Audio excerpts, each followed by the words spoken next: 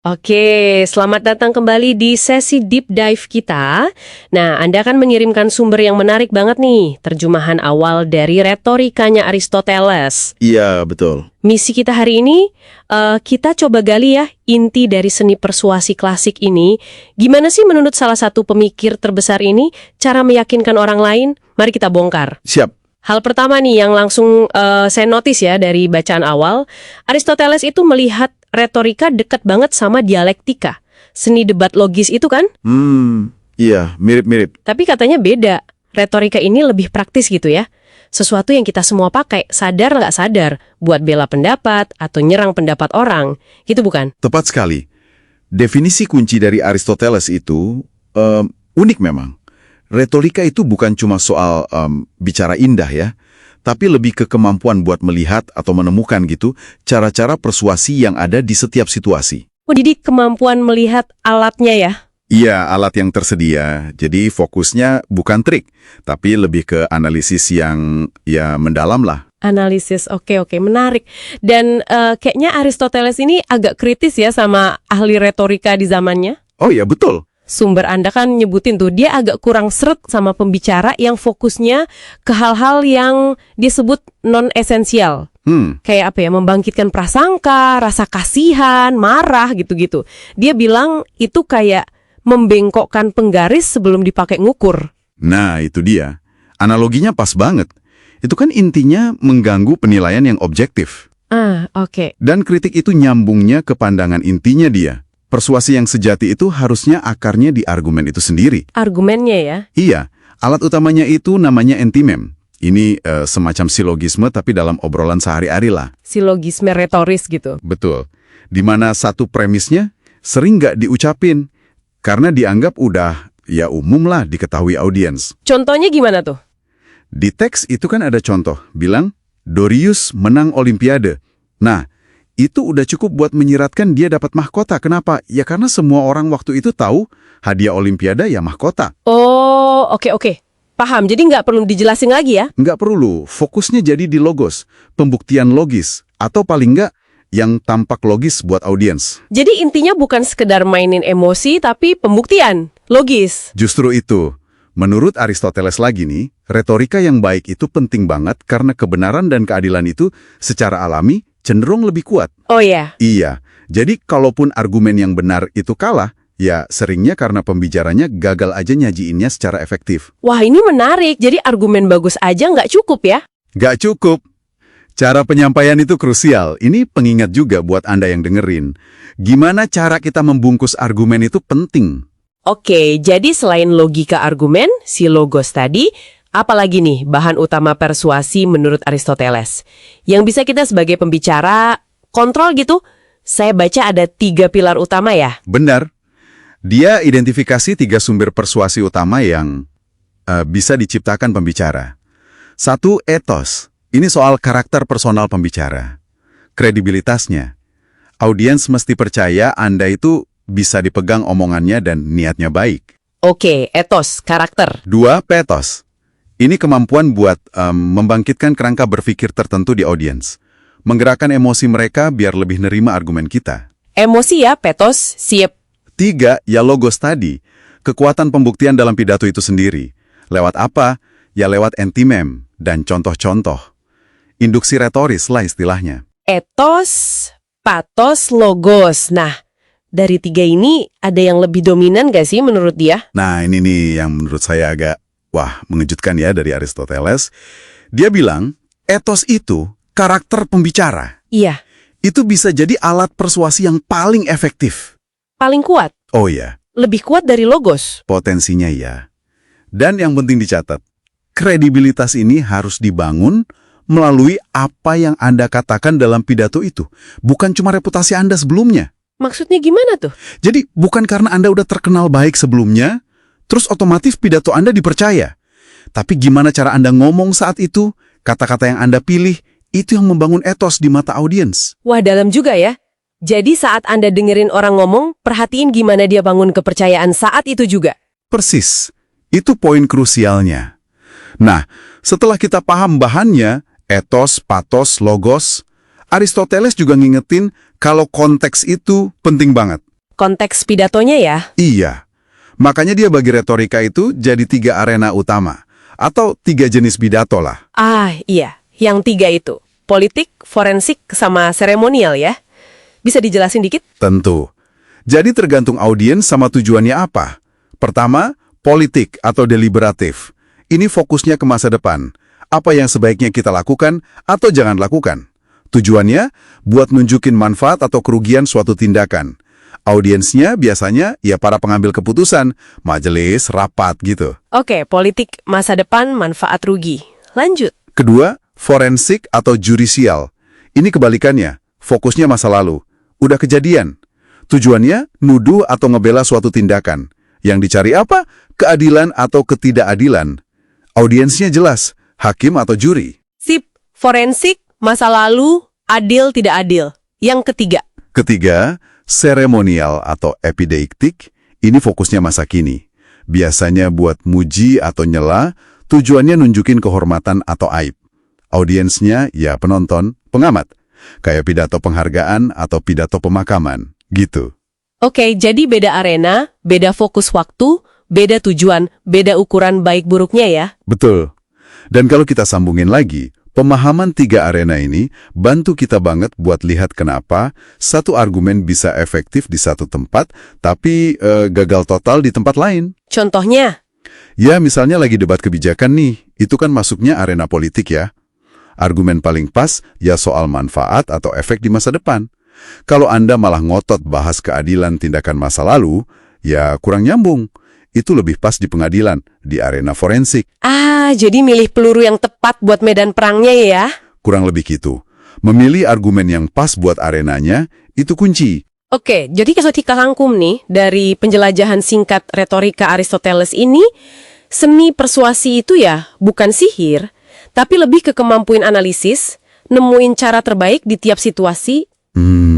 Kuncinya di keseimbangan antara logos, argumen logis, etos, bangun karakter kredibel, sama patos, nyentuh audiens dengan pas. Benar. Plus, harus sadar penuh sama konteksnya. Kita lagi di arena mana nih? Politik, hukum, atau seremonial? Tepat sekali rangkumannya. Nah, sebagai penutup nih, mungkin ada pertanyaan buat Anda renungkan. Aristoteles nulis ini kan ribuan tahun lalu ya. Dia udah nekenin pentingnya logika, logos, dan karakter, etos. Iya. Coba deh kita lihat komunikasi persuasif zaman sekarang. Iklan, politik, media sosial. Sejauh mana sih prinsip logos dan etos itu masih jadi pegangan utama? Atau jangan-jangan kita lebih sering main patos aja?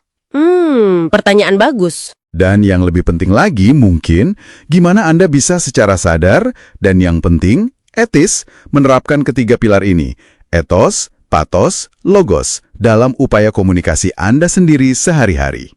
Wah, itu refleksi yang bagus banget. Oke deh, terima kasih sudah menyimak deep dive kita kali ini. Sampai jumpa di pembahasan berikutnya. Bagian kedua. Kali ini, wah kita pegang sumber klasik nih, retorika dari Aristoteles. Kita fokus ke buku I ya? Iya, betul. Kalau buku I kemarin kan soal logika argumen. Nah, buku I ini katanya lebih ke psikologi persuasi ya? Tepat sekali. Aristoteles tuh sadar banget meyakinkan orang itu nggak melulu soal fakta sama logika aja. Gimana kita nampilin diri, itu etos. Terus gimana kita bikin audiens ngerasain sesuatu, itu patos. Nah, itu krusial. Misi kita sekarang, ya bongkar itu. Gimana Aristoteles membedah emosi dan karakter buat seni persuasi ini. Oke, siap nih. Penasaran gimana filsuf kuno ini udah bisa metain hati sama pikiran manusia buat ngomong di depan umum. Mari kita mulai. Sip. Aristoteles mulai dari etos, kredibilitas pembicara. Ada 3 hal penting menurut dia. 3 ya? Apa aja tuh? Pertama, nunjukin phronesis, kayak kecerdasan praktis gitu, akal sehat lah. Kedua, arete, nunjukin karakter moral yang baik.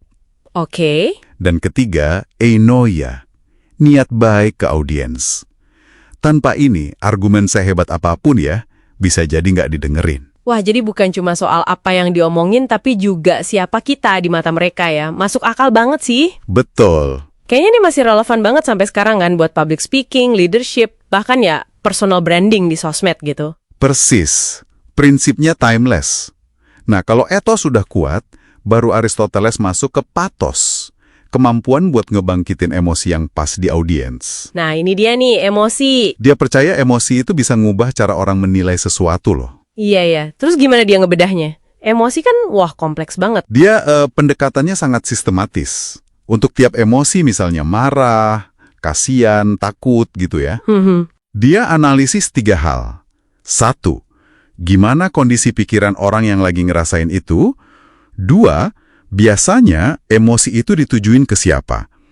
3, atas dasar apa emosi itu muncul? Pemicunya apa? Wow, detil ya. Coba contohnya marah deh. Itu gimana definisinya? Apa cuma kesel biasa? Oh, jauh lebih spesifik.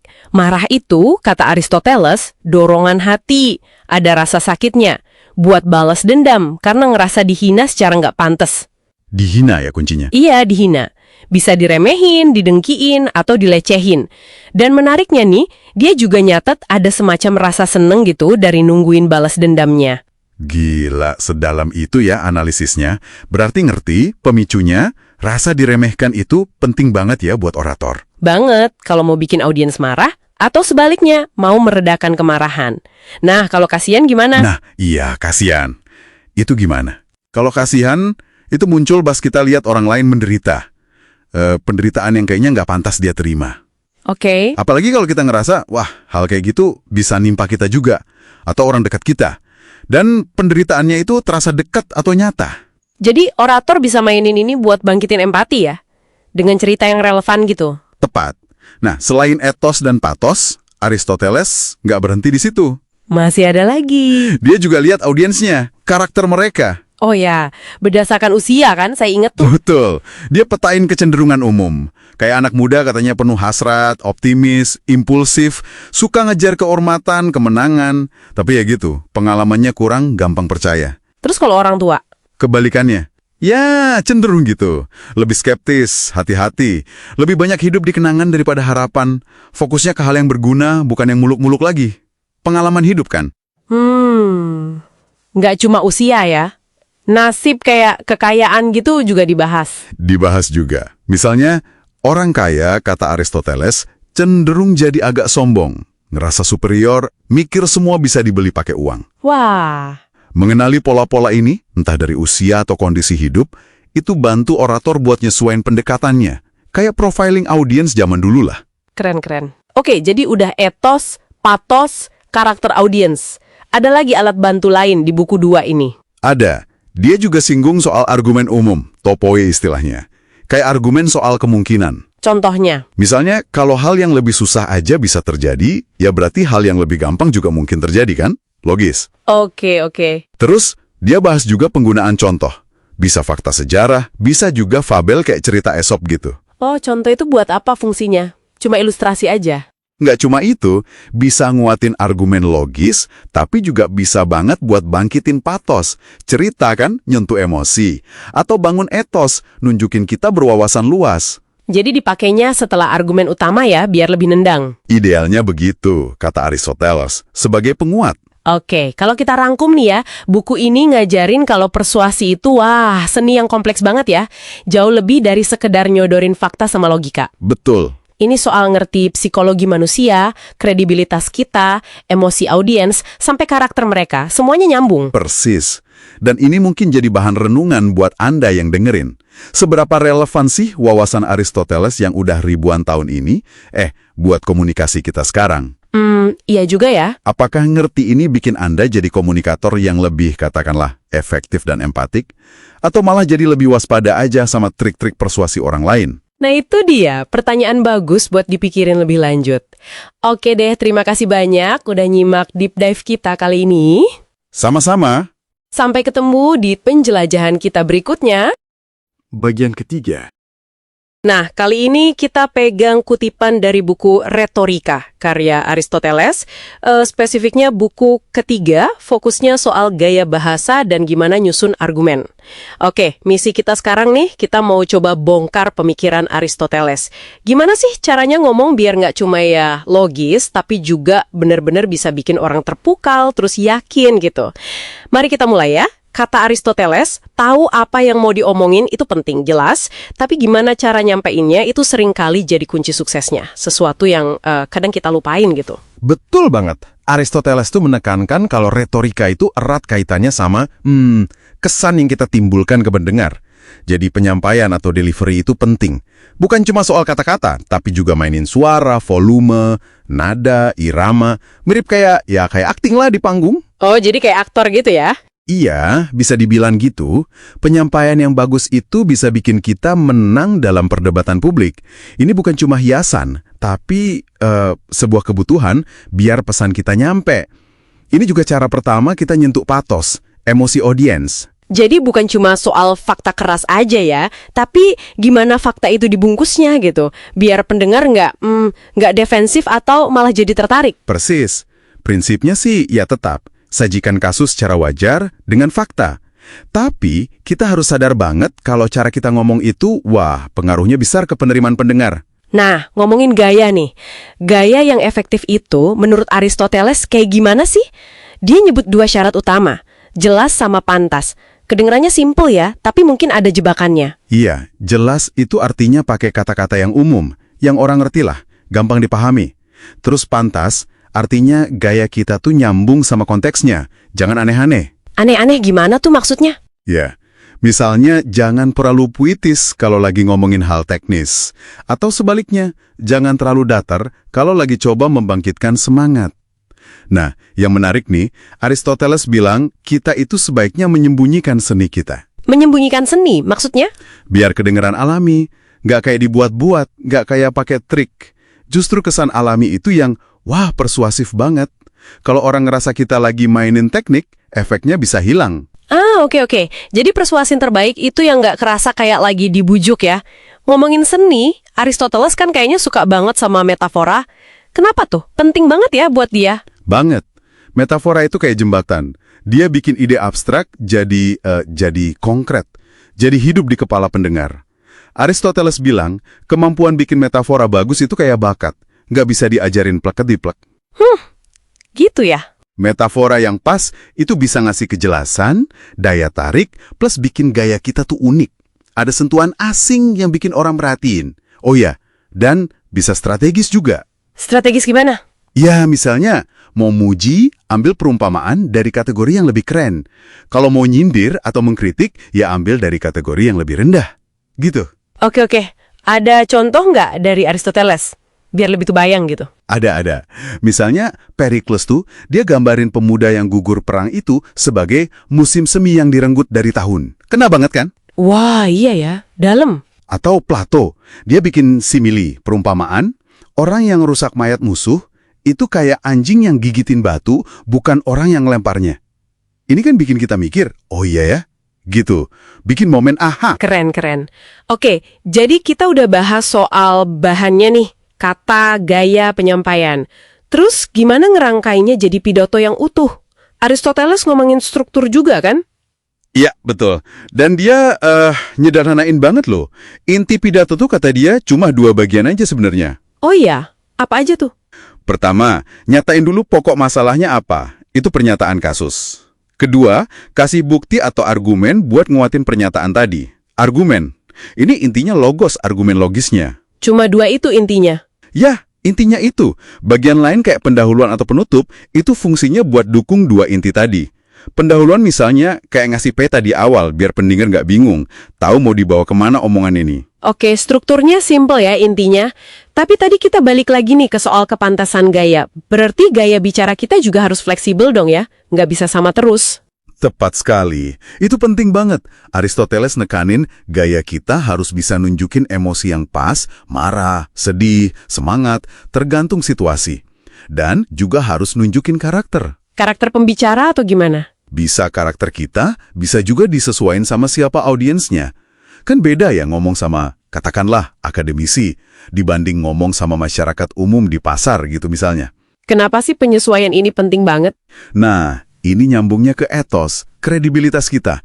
Kalau gaya bicara kita terasa pas sama situasi, sama emosi yang ditunjukin, sama siapa kita, audiens itu jadi lebih percaya. Jadi biar kelihatan otentik gitu ya? Ya, otentik dan bisa diandalkan.